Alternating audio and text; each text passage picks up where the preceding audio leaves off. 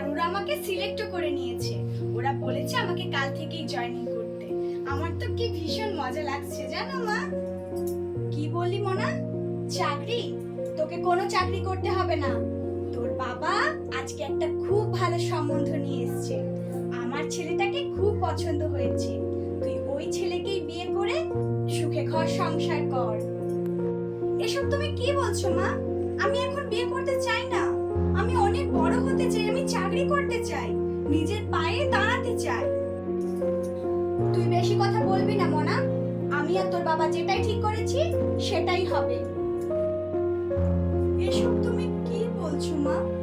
তাহলে যে আমার চোখে দেখা স্বপ্নগুলো, সেগুলোর কি হবে? কি রে মোনা, তোর কোনো বুদ্ধি জ্ঞান হবে না? এখন টিভি খুলে ফোন খুলে যা সব খবর দেখাচ্ছে, এরপরেও তুই আমাদের একমাত্র মেয়ে হয়ে আমরা তোকে বাইরে কাজ করতে পাঠাবো? আমরা আজ মেয়ে হয়ে জন্মেছি বলে কি আমাদের নিজস্ব কোনো স্বাধীনতা থাকবে না? আমাদের চোখে দেখা স্বপ্নগুলো, যেগুলো আমরা তিলে তিলে গড়েছি, সেই সব স্বপ্নগুলোকে কি ঠিক এইভাবেই আমাদের বিসর্জন দিয়ে দিতে হবে? আমাদের কি কোনো নিরাপত্তা থাকবে না? এর কি কোনো বিচার হবে না?